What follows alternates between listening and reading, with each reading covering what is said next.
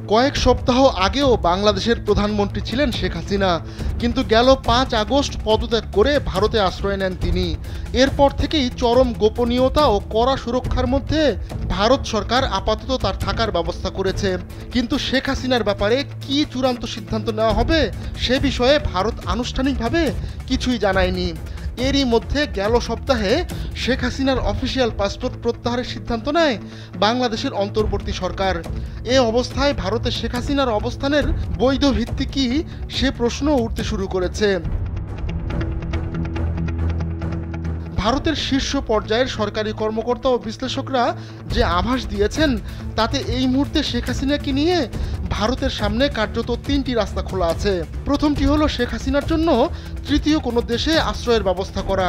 দ্বিতীয় রাস্তাটি হলো শেখ হাসিনাকে রাজনৈতিক আশ্রয় দেওয়া।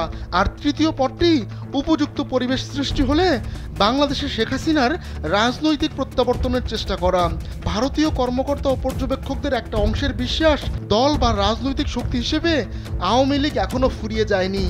খালাম্মা, আমি আপনার মোবাইলে সেলফিন ইনস্টল করে দিতেছি। আপনার রেমিটেন্সের টাকা আপনি নিজেই জমা করতে পারবেন। সেলফিন, আগামীর ব্যাংকিং।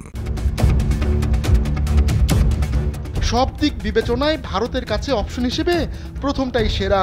বাংলাদেশের সঙ্গে করা প্রত্যর্পণ চুক্তির আওতায় শেখ হাসিনাকে ঢাকা ফেরত চাইলেও সেটা কোনো না কোনো যুক্তিতে দিল্লি যে খারিজ করে দেবে তা একরকম নিশ্চিত। কিন্তু শেখ হাসিনা ভারতে থাকলে দিল্লি ঢাকা সম্পর্কের ক্ষেত্রে বিরূপ প্রভাব পড়তে পারে। এ কারণেই শেখ হাসিনাকে তৃতীয় কোনো দেশে পাঠানোর চেষ্টা অব্যাহত রয়েছে।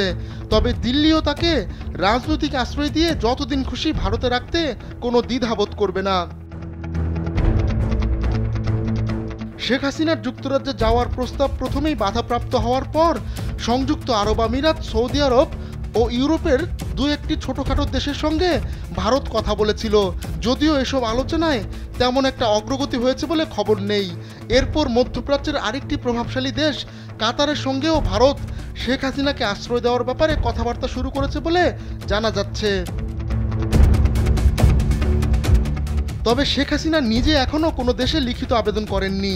শেখ হাসিনার হয়ে তার মৌখিক সম্মতির ভিত্তিতে যাবতীয় কথাবার্তা ভারত সরকারই চালাচ্ছে।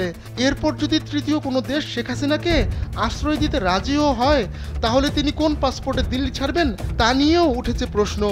এ বিষয়ে ঢাকায় ভারতের সাবেক high commissioner Riva Ganguly Das BBC বাংলাকে বলেন, এটা বড় কোনো সমস্যা নয়। বাংলাদেশ সরকার যদি তার পাসপোর্ট বাতিলও করে থাকে, ভারত সরকারের ইস্যু করা ট্রাভেল ডকুমেন্ট বা পারমিট দিয়েই তিনি অনায়াসে তৃতীয় দেশে যেতে পারবেন। ভারত সরকারের নীতি নির্ধারক পর্যায়ের প্রভাবশালী একটা মহল এখনও বিশ্বাস করেন বাংলাদেশের রাজনৈতিক ল্যান্ডস্কেপে শেখ হাসিনা মোটেও চিরতরে ফুরিয়ে যাননি এবং উপযুক্ত সময় ও পরিবেশ এলে ভারতের উচিত হবে তার রাজনৈতিক পুনর্বাসনে সাহায্য করা।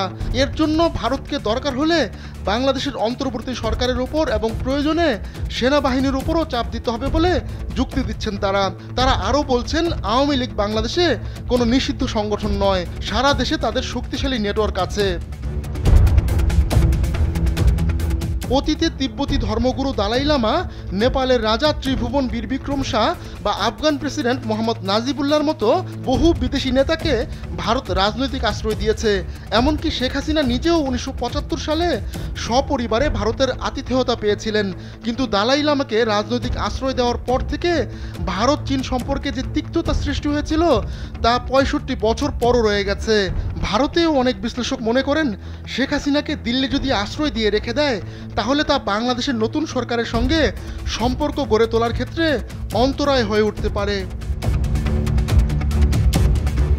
আহমদুল্লাহ শিকদার, কালবেলা ডেস্ক।